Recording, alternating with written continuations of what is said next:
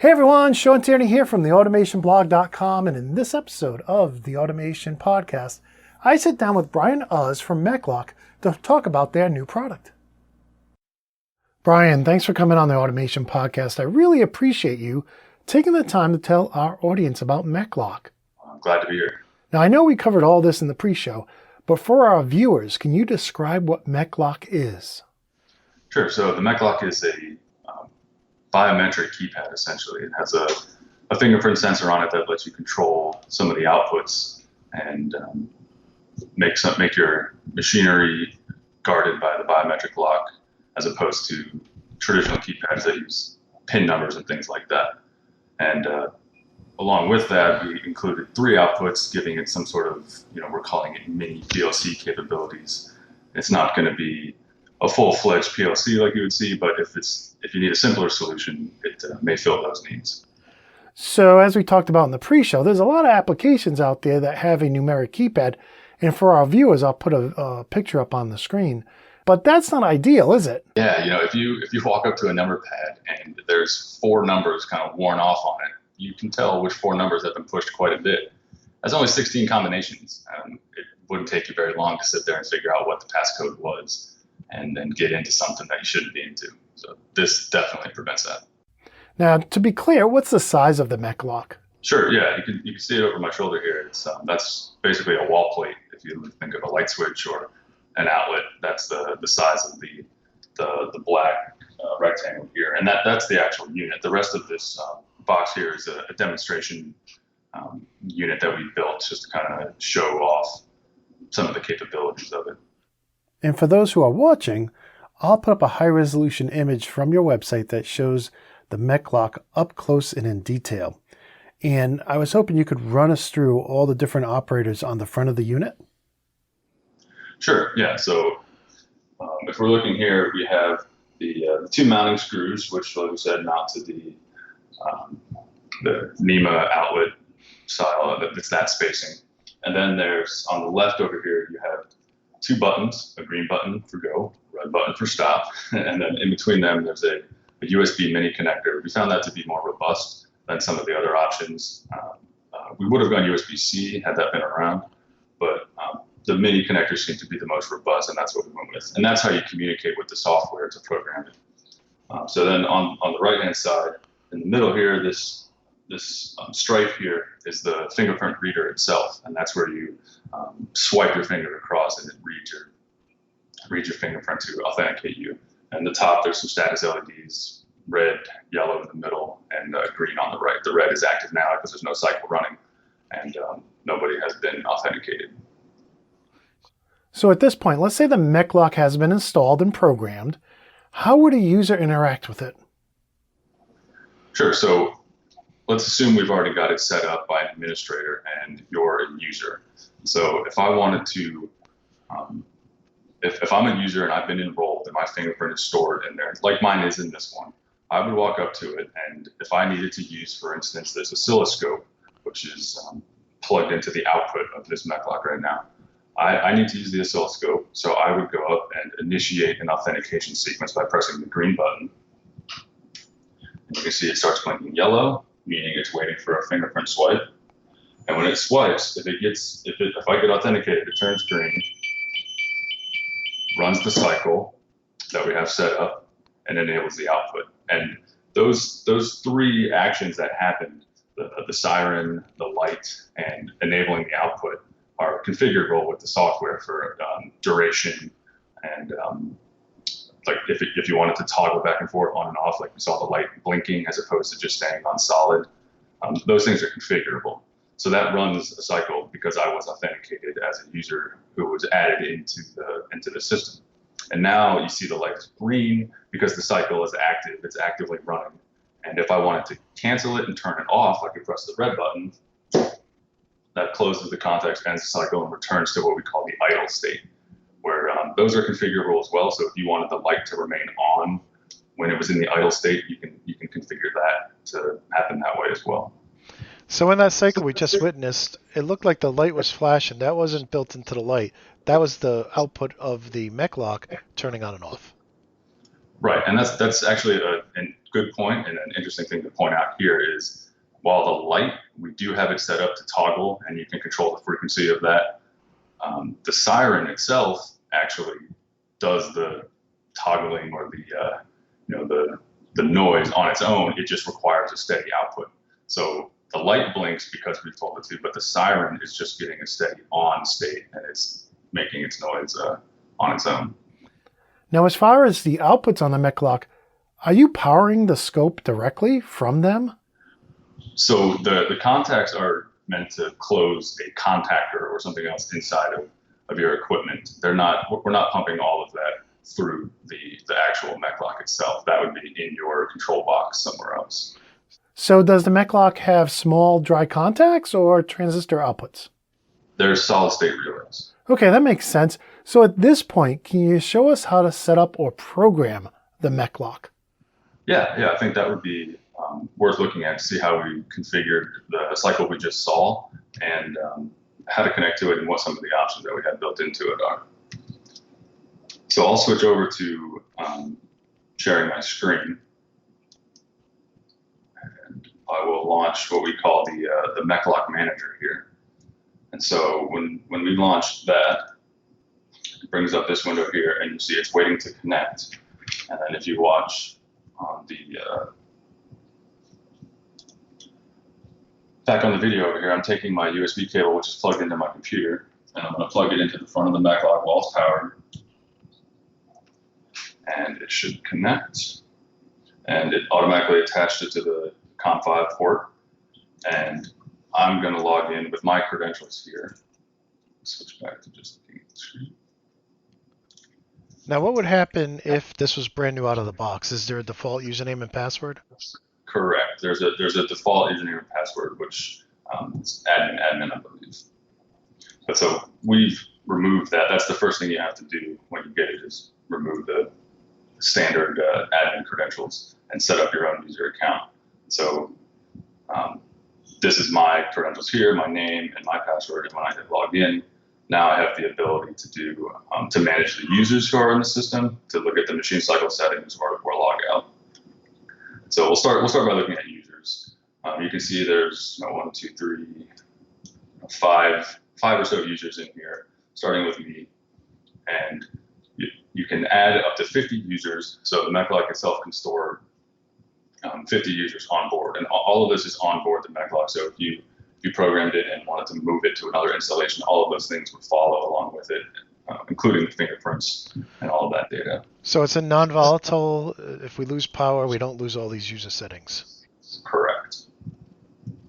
So there's not a lot of settings here with each user. You basically have the option to make them a user or an admin. An admin has the ability to log in like we've done here. A regular user doesn't have a password, doesn't have a username. They just have a fingerprint to authenticate like we did earlier. Admins have the ability to come in and edit the cycle and add users and remove users and all of that. So if you wanted to enroll somebody, if you wanted to add a new user, let's say we wanted to add Shawn, we would say, okay, we're going to add Shawn. And now you need to swipe your finger across the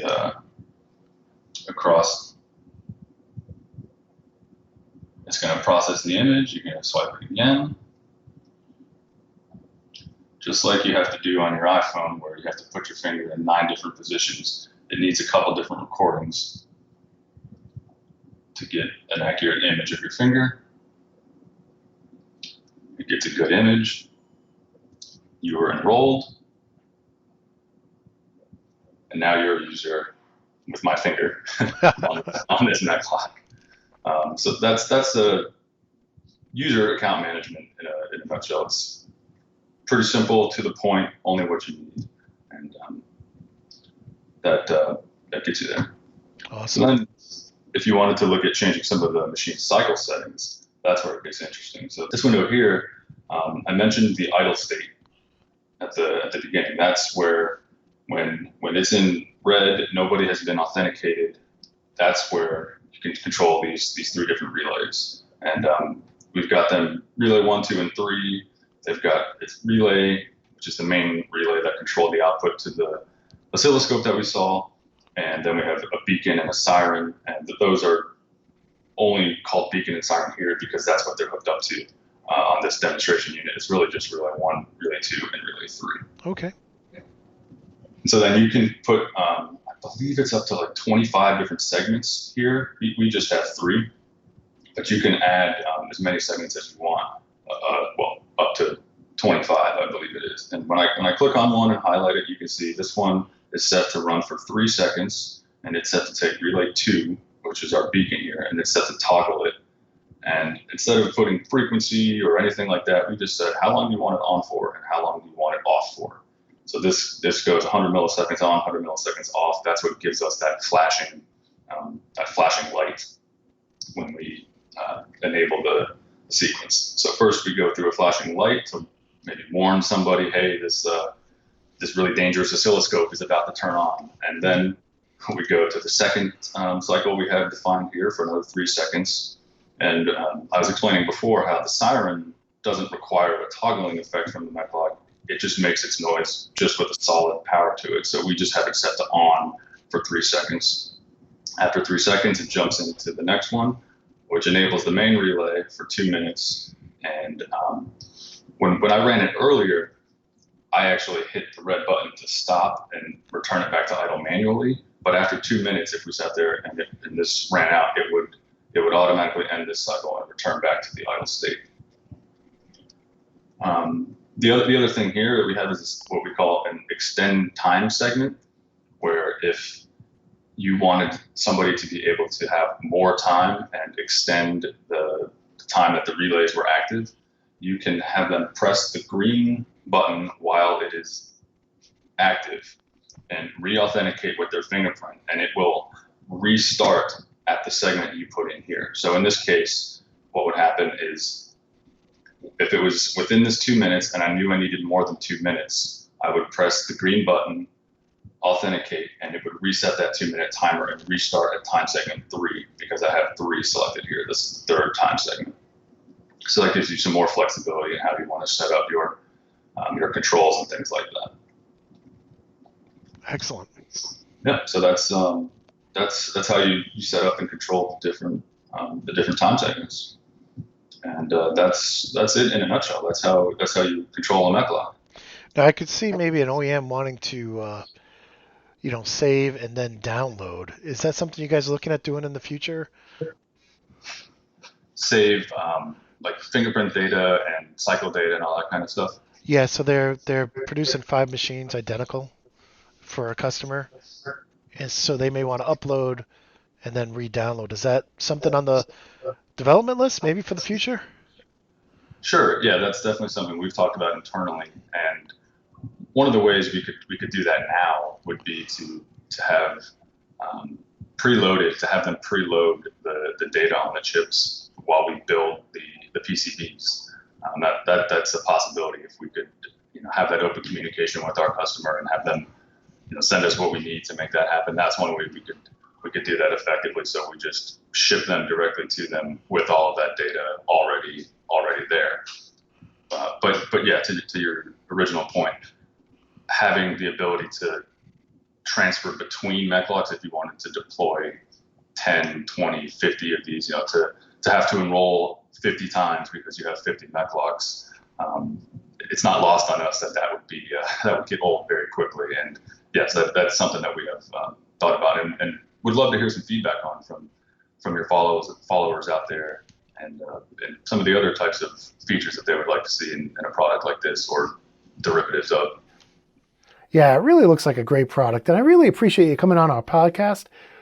Let me ask you this. Where are you now? Are you courting customers? Are the floodgates open? Are you ready to take orders?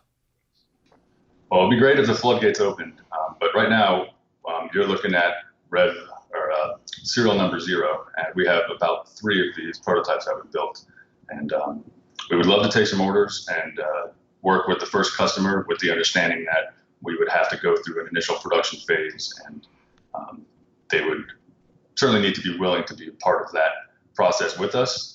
We certainly think we can handle it. We would have it all there and ready to go, but there's always something that we'll have to learn along the way, starting off on a new production run like that. So let's say a customer who's using those old number pads is looking to replace them. Now's probably a great time for them to contact you. I mean, they'd probably be able to give you some input into future features and changes in the product.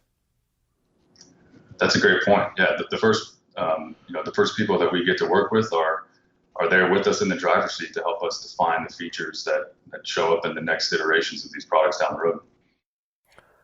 That's great. It looks like a great product. Before we end this episode, is there anything else we should tell our audience? Yeah, I know we'll throw the information up there, but just to say it for somebody who may be listening, you can email info@mech-lock.com, and that will get you, it'll get you right to me. So. Well, thanks again, Bryan, for coming on the show. I really appreciate it. Awesome. Yeah, thank you, Shawn, for having us on here. Well, I hope you enjoyed that episode. And I want to thank Bryan again for coming on the show and showing us the Mech-Lock. If you have suggestions for topics you'd like to see us cover in future podcasts, please email them directly to me at podcast@theautomationblog.com. And if you'd like to support my work, you can do so over at patreon.com/automation. For a small monthly pledge, you'll unlock insider news and other perks. With that said, I want to wish you all a very safe and healthy and happy week. And until next time, my friends, peace.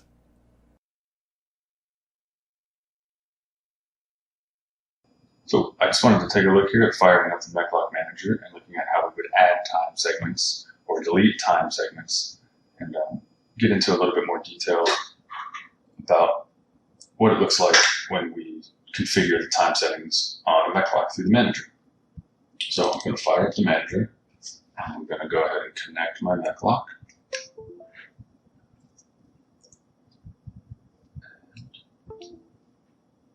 Once it boots, it attaches to Conf5. I'm going to use my credentials here. And I'm going to log in. And we already went through user account management. Let's fire up the machine cycle settings window. And you can see we have our 3 states here. Like we saw earlier, this is the light toggling, this is the siren on, and then this is the 2 minutes of the contactor being on powering the oscilloscope. Now, if we wanted to go ahead and just not toggle the third output, we can use the red button over here and remove that segment from the timeline. Now, when I activate the cycle, we're going to get the toggling light and the siren. We can go ahead and remove all of the time segments and get back to just the idle state. So now if we ran a cycle, nothing would happen because there are no time segments to run through. And if you notice, when we select idle, we cannot delete the idle state that is required. But what we can do is, you notice here everything is off. We can go and change these to on. And you see they update up here. Now in the idle state, my relay would be on, so the contactor would be closed in this case. And if you have a contactor that is normally closed, maybe this is something that you want so that it does stay closed, and you can switch it back to the off state. It's just a high and low, not necessarily on or off. And now we're changing the idle state. And if we wanted to add a new segment now, we click the plus button, and now we get a new segment that shows up here, defaults to everything off, and we can go ahead and change the time here.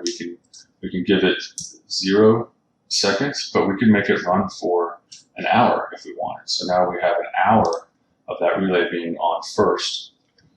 And then if we wanted to go ahead and after that hour is up, add another segment where we have the beacon toggling, which would be the relay 2, which is connected to the beacon or the light. If we want to have that toggling where it's on for half of a second and off for half of a second, we can go ahead and set that up. But if we also, during this time period here of 3 seconds, wanted to have the siren on as well, we could do that. So now you see we can have multiple states, multiple relays on within one segment. Or if we wanted to, we could even add another segment where we have all of the segments on. And we can set that to 2 minutes or 5 minutes or whatever our time constraints are necessary. So Normally, we have the idle state off, so that when nothing is running, everything is off. But now we've seen how we can go through and add new segments, and we can go ahead and delete segments off of the timeline here. And you can see it says segments run in order, so you start from idle. You go to this segment for 1 hour here. You go to this segment for 3 seconds, and then we go to this segment now for 5 minutes. And when this segment is over, we jump back to idle and wait for another authentication event. We touched on this earlier, this extended time segment, but what we did not talk about was how it can be changed. It doesn't have to be, in this case, your last segment, number 3. It doesn't have to be this 3rd segment. You could have it so that when somebody re-authenticates, it jumps back to the very beginning, to segment 1, and runs through this cycle again when they extend. So it's very flexible in that manner. So that was just a little bit more about how you go about adding segments and removing segments from the Mech-Lock Manager application.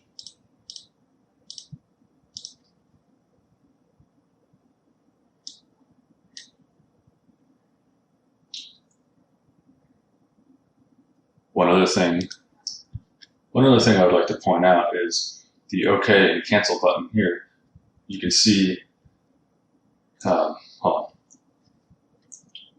One other thing to point out is the OK and cancel button. As we are adding and removing segments, we are not writing them directly to the Mech-Lock. If you want to save your changes to the Mech-Lock, you must click OK. If you click cancel, all of the changes that we've made here by adding more segments or changing the relay states are not saved and are not written to the Mech-Lock. So you see I've added 3 new states here. If I click cancel, come back into machine cycle settings, they're gone.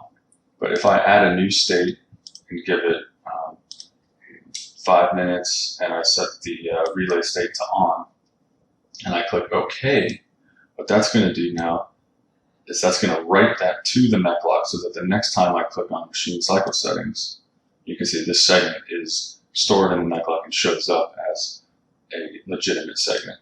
So let's go ahead and remove that segment and click OK again.